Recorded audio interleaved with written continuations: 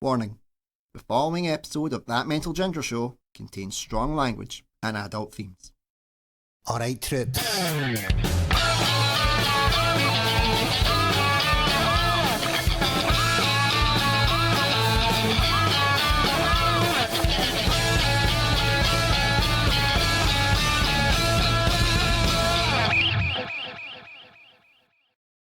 This episode of That Mental Ginger Show is recorded at Scuff Studios in Swanston Street, Glasgow. If you're looking to do podcasts, music, or any creative passions, these guys will have you covered.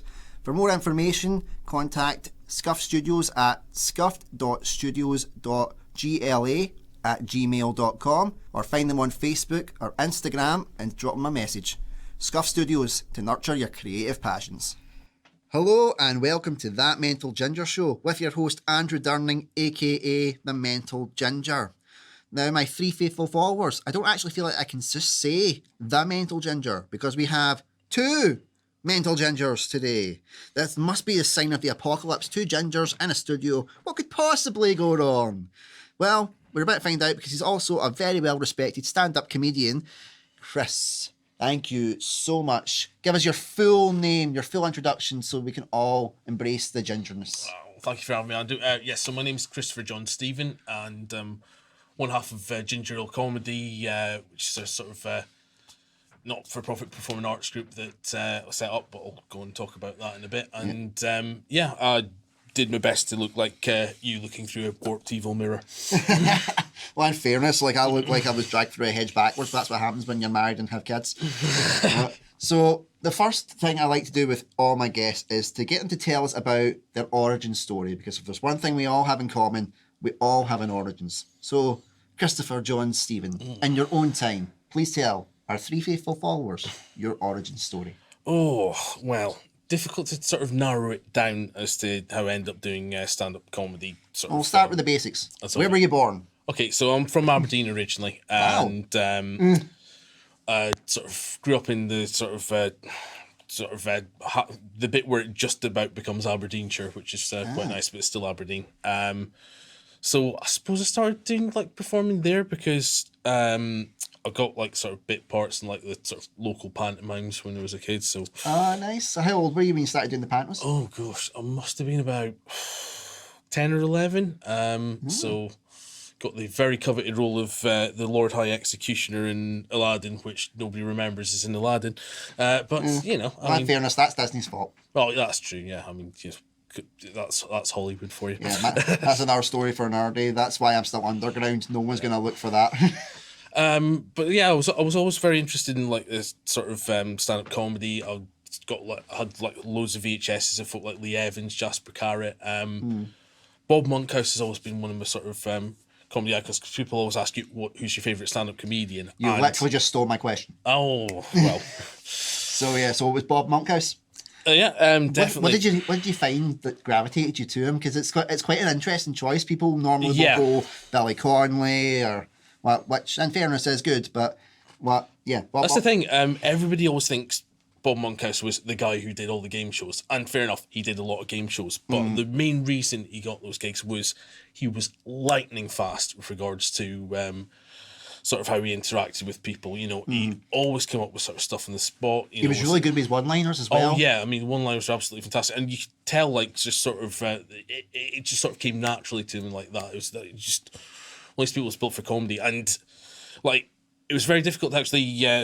You can still sort of get on DVDs actual stand-up tours where he's actually done proper comedy gigs, and I always urge people to look at that because it's just amazing seeing him doing actually stand-up as an art. You see just how all the game shows and everything he'd done after that just gravitated from that. The fact that he was just a fantastic performer. Mm-hmm. So going back to the sort of origins, I thought, right. After all my panto training, I thought I'll give it a go. So when I went to university, I can honestly say my first gig didn't go that well because I didn't really respect what it meant, what an open mic night actually was. So what university did you go to? I went to the University of Edinburgh. Oh, nice. Was it the actual university, not like Napier or anything like that? Yeah, it's Was a it proper Napier? one. Yeah, they knocked me back for a university placement, so fuck you, Edinburgh. Right. Right, so, you know what? Your first gig. Right. Tell me about it, because Oh, I've dear. only done two stand-up comedy gigs, and I died a painful death. The only time that I actually got a laugh was because what I was actually saying to people, my whole shtick was that I wasn't funny, but I was unintentionally hilarious. So I said, like, I'm not funny, and the lassie went, I noticed. And I went, hen, your patter is flatter than your tits. Oh my god. What? Fair So everybody laughed, she was silent, and I was like, that's my one and only time that I silenced a heckler. I'm bowing out. So tell me about your first gig. Well, okay, I can kind of trump that because, like I say, I saw like open mic night and the sort of local student union. I thought, right, I will do my first stand-up comedy gig there. I didn't realise open mic night actually usually meant music. But, you know, they're quite accommodating, and so I generally did my first gig to a lot of very confused people who were expecting a mediocre Supergrass cover and acoustic guitar. Of all the bands, it had to be Supergrass.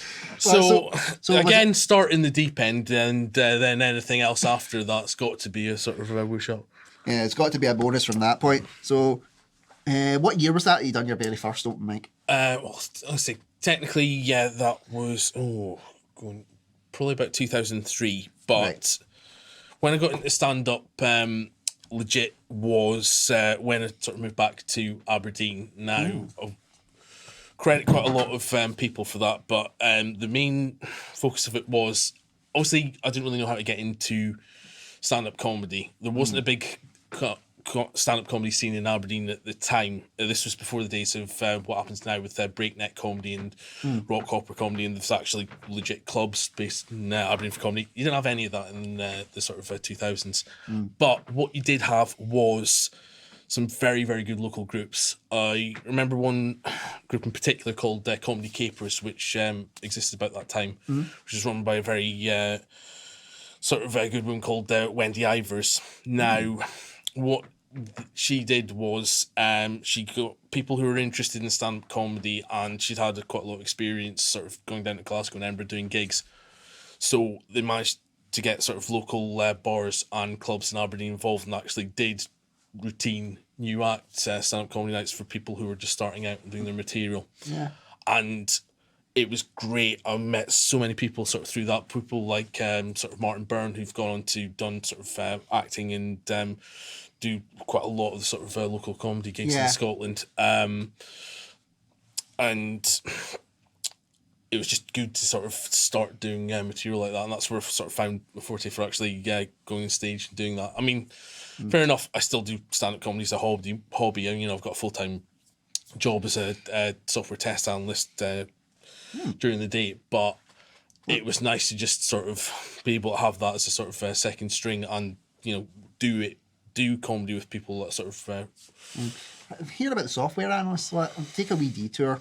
Sure. So what type of software do you analyse? I mean, is that just basically like, you know, the raw seal of titles? It's exactly what it is in the tin, or what do you get to test like all the latest tech and be like, right, this is great, this isn't it? Well, it's something I sort of came into because I actually got a degree in physics and Wow, we've got Sheldon. oh, gets better. I actually Right. I was a research student at the Centre for European Nuclear Research for 3 months, where, you know, where that phrase "Big Bang Theory" actually Right. arises So I've from. got to really watch what I say now in case you blow me up. Well, Never tick off a ginger. That's what happens. So physics of all things. That's fascinating to me. What made you interested in that? I guess it just always had an aptitude for it. I was always sort of good with sort of numbers and figures, and I was sort of well into science. So I think that's probably why I ended up sort of as a testing things, because I've just been sort of testing stuff and breaking my whole entire life. I am so envious of you for that, because mathematicians shouldn't be funny. Yet you're fucking hilarious. Oh, thank you. Well, I've seen some of your stuff. Also, I do my general stalking, as I call it, to check out what the guests like. And you mentioned ginger ale comedy. It's very interesting. I also like it because it's ginger. So tell us about ginger ale comedy. Right. So while I was still in Aberdeen, I got introduced to very funny blokes called Tifa Robertson and James Payne, who ran a sort of their own comedy company called The Flunge. From that, I met a very, very lovely lady who did the tickets and door for them, called Debbie Overall, who would later become Debbie Stephen, my wife. That's absolutely brilliant. Well, and that's something that we'll look forward to, because I wanted to get Debbie as well, so we could have our very first married stand-up comedy troupe. Well, and you've already told me the origin story now of that. So she was on the door. You were performing. One thing led to another, and bing. Well, took a bit more work than that, I have to admit. Yeah. Well, that's why that's the hook for the next episode when we get you both back, Indeed, we can find out more about the story. So how did Debbie and yourself form that kind of essentially a married comedy troupe? Well, she was always interested in performing arts. She sort of did college course in Kirkcaldy. She got a degree in drama and performing arts from Liverpool Hope University. Wow. Well, she was sort of still in their degree course while recording. So when she finished that, we, following on from sort of work I did with Tiffany and James, and when I went to my first Fringe, it was with them, we decided we'd sort of form a sort of group together and then do showcase where we'd be able to go to the Fringe and invite along the people that we'd known from Aberdeen, we'd known from living in Glasgow, because we'd moved to Glasgow at this point, and just sort of try and do a showcase. So from that, Ginger Ale Comedy was the sort of name we gave to this sort of stream of shows we did at the Fringe, and then we ended up doing the Glasgow Festival. We started doing a sort of big things for charity. And it's all just sort of stemmed from there. So what work have you done for charity? When we started doing the Glasgow Comedy Festival, we decided to go in very big. So the first year we did a show called the Round the Clock Comedy Roadshow. This was an idea that myself and Debbie had. Rather than do sort of one show in one location and give the money to charity, we decided to do a whole series of shows in different locations dotted around Glasgow. Yeah. We were quite ambitious at first, because we ended up doing a 48-hour long show in 16 different locations. Whoa. That is go big or go home territory. Yeah. So basically, sort of all these pubs and clubs and just a couple of other areas dotted around Glasgow, we thought we'd sort of do big. We did the Tall Ship at one point during this trip. We did a place that used to be a chocolate, the #1 chocolate factory, which used to be because we did a little family show in there. Getting to perform in a chocolate factory, that's like my wet dream. So we did the sort of lobby of the Euro Hostel, which is quite weird, because it was obviously, because this was a 48-hour show, it was at 10 a.m. in the morning, and we were literally performing to people who are in the bus stop looking slightly confused. Or slightly drunk. Or both. But so how much did you raise? Right, so we did this show sort of 5 or 6 times over the past years, right up until the sort of Glasgow Comedy Festival stopped being a thing because of COVID, and we probably raised over and above about the £10,000 mark for sort of local charities. Wow. So a lot of that went to sort of Macmillan Cancer Trust, Cancer Research UK. Cancer's a big thing for us, because obviously both of us have had people in their sort of families who've sort of fallen victim to cancer. It's a big thing for both of us, so it's a charity we quite like to support. No, definitely, and that's amazing, raising that much money. Congratulations. That is absolutely brilliant. I'm really blown away by that. Because normally when somebody tries to take on a big project like that, there's every likelihood it could fall on its arse. And being as subtle as a brick to the face that I am, that had the potential to fall on its arse. But not only did it go so well, you raised so much money for a very worthy cause. You got to do it with your wife. Was she your wife at that point? She was still my girlfriend at that point. We got married. She actually just turned her 5-year wedding anniversary. So you've been married at the same time as me as well. Cool. 2 gingers that got married in 2013. That is the sign of the apocalypse is definitely coming, my friend. Well, yeah. Now I need to double check. Let me see your wedding ring. Yeah. It looks very similar to mine. Oh my God! We are 2 of the 4 horsemen right here. Yeah. There we go. The ginger horsemen of the apocalypse are coming. The ginger lips, if you will. Well, that's fantastic. crazy, man. So where did you get married? I got married back in Aberdeen. It's a place, the Norwood Hall Hotel, which is like used to be a sort of country estate, but it's sort of been converted for that. Oh, nice. What, did you have like limits for your guests? What? No, this was always interesting because obviously, the thing about getting married is you always have to sort of get all the family there, and then you've got every sort of married man who's sort of going, unmarried women, let's don't be sexist. It's always difficult to get a table plan. Well, in fairness, there's like 26 genders, so if we were going through that, we'd be stuck here all day. But That's whatever not me you being have transphobic or anything. That's No. me encouraging everybody to be anything they want. Boy, girl, toaster, doesn't matter.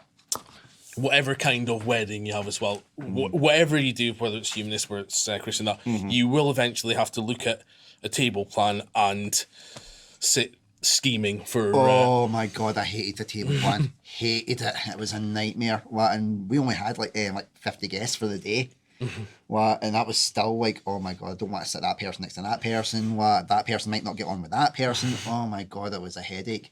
But here's the question I ask every married man. Did you get a bit of your buffet?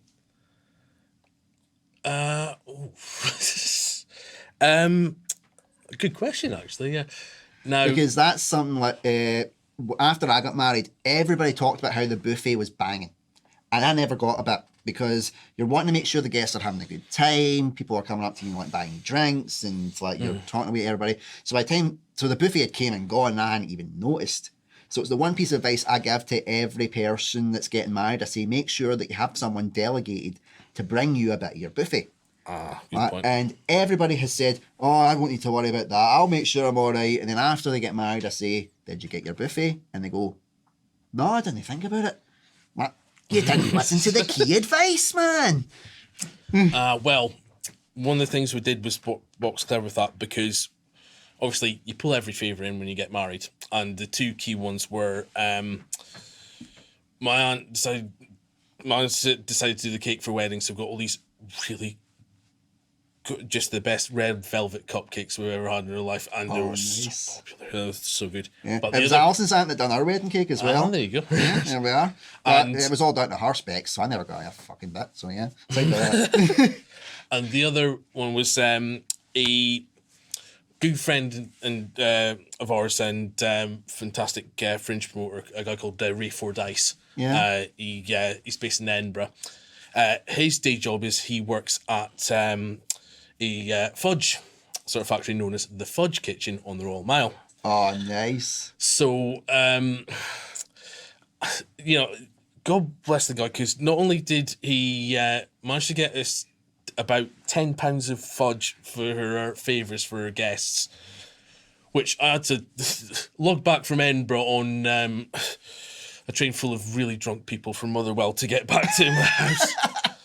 That was a hard memory. But not only did he do that, he was videographer for the entire wedding, and Wow. he did it without sort of any sort of that. So, I mean, Ray's been a good friend to both me and Debbie. We're sort of we're doing sort of stuff online with him since the lockdown. Yeah. So just sort of can't fault him for that. And did manage to get a bit of fudge, but it was so popular, I noticed like a lot of the other.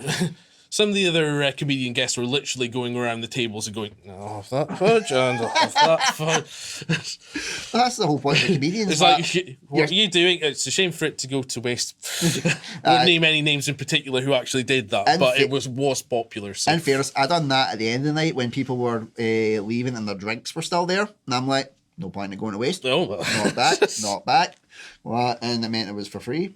I was like, I paid for this fucking venue. I'm going to make sure I drink this dry. So, tell us a bit more about what is to come Right. for Ginger Ale Comedy. What's 2022 got in store for you? Right. Well, obviously, as we know, lockdown's been a big thing, and it's affected the stand-up comedy industry very badly, no question. Excuse me. That's all right. Excuse me. Right. Well, he has a bit of time to drink his water, and then that gives him a bit of time to remember what he's actually doing in his comedy. Worst comes to worst, you can send it until it'll be all right in the night and make a few quid. Right. That's all right. Well, I keep all this stuff in because I don't like the whole kind of where it's polished. It doesn't seem like anybody makes a mistake. Everybody makes a mistake. Well, I mean, the back of my throat was swelled up so much I thought I'd swallowed a golf ball. I didn't think I was going to be able to speak today. So, So yeah, when the lockdown hit, obviously it was very difficult to sort of do stand up. There were things online, obviously, having a podcast such as this is great. It's good that it sort of keeps your ear in with regards to things like this. And also there's lots of people setting up podcasts. I got quite into Twitch. I just think it was pretty much a gamer community before lockdown, but it has opened up so much. There's been a lot of stand-ups, started doing gigs in there, started doing regular stuff in there. What we did, sort of as Ginger Ale Comedy, but also in conjunction with a couple of good friends of ours, Hugh McPherson and the aforementioned Mr. Fordyce. yeah. We decided to start doing improv workshops Nice. online. So it's more of a friendly thing. It's like you see this sort of improv sessions and things like Whose Line Is It Anyway, and like stuff you see in Mock the Week. So we decided to sort of do that for ourselves and get people to sort of get along, do a Zoom call every week, and they've become really, really popular. I mean, that's basically what myself and Debbie sort of started doing. We thought we sort of did sort of little sessions like this and sort of comedy get-togethers. So it was good to revisit that after so many years and just enjoy sort of, getting together, doing a bit of comedy, things like improv games, things that we say that, and just enjoying sort of making friends through that and sort of doing that. So that's been good. Obviously now sort of COVID's become less of a thing. Things are starting to open up and it's been good for me to get out and sort of do gigging again. I'm now based in Hamilton. You're not that far away from me. I'm Coatbridge. Yep. The next in Hamilton, but that's another story for another day. Fair enough. So, yeah. Hamilton, there has a place called the Junkyard, which... yeah, I've heard of that. That's... Let me get this right. South Lanarkshire's longest running UACT comedy night. So they've been doing that for a good few years. Nice. Since I moved to Hamilton, I've obviously become a bit more friendly, but I did the act. I did the... In fairness, you must be like the only funny person in Hamilton. Oh, well. Aside from your wife. No, well, indeed, yeah. It got me out of jail there, Andrew, thank you. Well, there's two words that got me through every bit of my marriage. Yes, dear. Fair enough. That's the advice I'll give you for your marriage as well. So 2022. Yes. You're going to be performing in the Junkyard? Yeah, doing a gig there sort of quite soon and sort of looking to do more. It's now been taken over by another good friend of mine, Stephen Youngson, who ran quite a lot of Twitch gigs while we're in lockdown. Nice. And he sort of made the transition to doing them in real life, which is really good. He's getting a local lad. He lives up in the Wishaw. So it must be weird though, like if you're going from that to meeting people in real life. It must be like when people play Dungeons and Dragons and it's they weird. Go, oh yeah. wow, you actually exist. It's weird. You kind of expect them to have a box around them and their name on the bottom there at all times. That's what they should do. Like just cut for a Halloween party. You just come as a Zoom call. You'll just turn up with boxes on and a wee name tag. It would probably be the easiest costume you can make. Oh, that's fantastic. Yeah. But like I say, because the online stuff's been so beneficial and it's been good to do that, I really hope it sort of continues into 2022. A lot of people started doing Zoom gigs online. A lot of people started doing these sort of free show channels or ones where you sort of pay a bit of money for sort of upkeep and then you can sort of watch it streamed. And I'm looking to do that. I'm currently co-running a thing called the Friday 6pm show, which is based on Twitch. It, funnily enough, runs Friday 6pm British time, and we're getting sort of acts from around the globe and a lot of sort of Scottish-based ones to actually do that. And brilliant. That's fantastic. Well, you'll need to send me the information for it when it's coming, and I'll give it as much promotion as I can, because that's something that is good for promoting all the kind of underground acts and try and give them a bit of publicity, which is essentially the same deal as I try to do with this. Excellent. Yeah. Well, we are starting to come up in time, so I'll round off with the question that I ask all my guests. If you had one piece of advice to give to someone who is maybe struggling with mental health issues, what would that piece of advice be and why?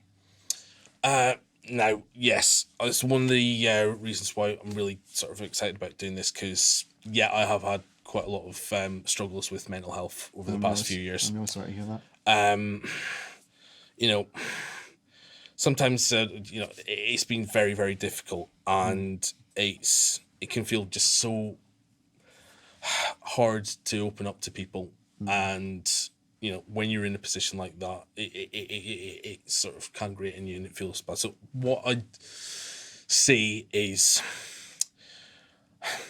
I think people put a lot of stigma in it, but it's okay to not be okay. One of the sort of hardest things that I face through that is sort of self-questioning and thinking, why do I feel like this? I shouldn't feel like this. This is wrong. This isn't right. I should be trying a bit harder. But, I think people need to be a lot more tuned on about the sort of stigma of mental health and the fact that, all this sort of negative thinking, it is a spiral and it is a downward spiral and it can affect you badly. So, just getting that sort of thought in your head that it's okay for me to feel like this. It's okay for me to sort of worry and introspective and not feel good about what things are going. But, try to end on a positive note. There is help you can get, counselling services or people plan, but there's so much sort of free counselling, things like Smart and so good, things like sort of the See Me, I'm a Person, things are good, the charities, and I'd urge people to sort of seek help and do that, because there is a light there, and there are people who care about you and generally want you to do well. And I've seen that was hard for you to say, and I really do appreciate that you were able to feel comfortable to come on here and say that, because that takes a lot of balls. It really does, and I've got nothing but respect for you for being able to say that. And it's one of the reasons why I've done this as well, so people can have someone to talk to. I may be a bit of a nutter sometimes, but I'm a friendly nutter. And I like to listen, and I like to make sure that people are okay. And I'm really, really glad that you came on today, Christopher. It's been an absolute privilege to speak to you. And like you said, we do like to round off on a positive note. Yep. So it's time for Hamilton, Aberdeen, Glasgow's favourite segment, Ask Andrew Anything. Now, this is where, after me grilling the guest for, how long have we been grilling him, Ross, on video? I've got 26 minutes and 40 seconds. 26 minutes and 40 seconds. Can't get the staff these days, can you? This is where the guest gets to ask me any question at all. It could be something as mundane as, why do you have Ren and Stimpy on your desk? To, who would win the fight between a peacock and a Tyrannosaurus Rex? So, Christopher, do you have a question for me? Right. Okay, so like I say, when me and Debbie were doing Ginger Ale comedy regularly at the sort of Fringe and the festival, we did have a little award ceremony at the end of the year, and one of our awards was Best Ginger. Hey! Now, were you to have a think of it, who would be your best ginger for 2021? And I'll say the same thing that Debbie said to me, you can't nominate yourself. Oh, damn, I mean, that would be my first run, wouldn't it? No. Believe me, I tried. Believe me, I would definitely not. The whole problem with that is there aren't many gingers advertised these days. Okay. Well, and if they are advertised, they're usually seen as the biggest dicks on the planet. If you even thinking back to the Bible, Judas Iscariot was ginger. Now, how the fuck you can get that in a Middle Eastern country, I have no idea, but apparently he was ginger. Well, South Park has made it that we don't have souls. Yes, we actually do, or we would take this shit so personally. Well, and probably the only ginger that's actually got any action is Ed Sheeran. Oh dear. He's the only person that I recognise in the ginger community that's actually maybe made an impact. And I'm loath to nominate him. But I do sing a lot of his songs because he's very, very quick. So I'll have to say Ed Sheeran for Best Ginger. But it's quite ironic that you brought that up, because my college course had, on their very last day, they had these wee kind of nomination things, and it was Best Ginger. Okay. Now, the nominees were myself, Another guy in the HND first year class, but I disqualified him because he said it was strawberry blonde. Just accept your ginger and fucking man up, mate. Not having that. Well, and then the lecturer who was ginger. And the lecturer won. Oh, dear. Now that's fucking shite. Graham Carr, you're a knob. What? Nothing against you, Graham. I actually do really love you. I think you're brilliant. What? But yeah, it was such a fix. Well, and I was raging because everybody wanted me to do it, and it was mainly because at that point, that was when I'd had my bad mental health and I tried to kill myself, and I'd managed to kind of claw my way back and finish the course. So they were all rooting for me for that point, and then when they said it was Graham, we were all like, dick. But we'll round off now with that very, very pleasant note of calling my old college lecturer a wanker. Well, Christopher, thank you so much for coming on. It's been absolutely brilliant to talk to you, and just even getting to share part of your story takes a lot of courage, and I really respect you for doing it. And I hope you come back with your wife and we can have a wee kind of a married session. I love that. And I'll try and maybe convince the wife to come, but I doubt she will because, well, let's face it, she's not here anyway.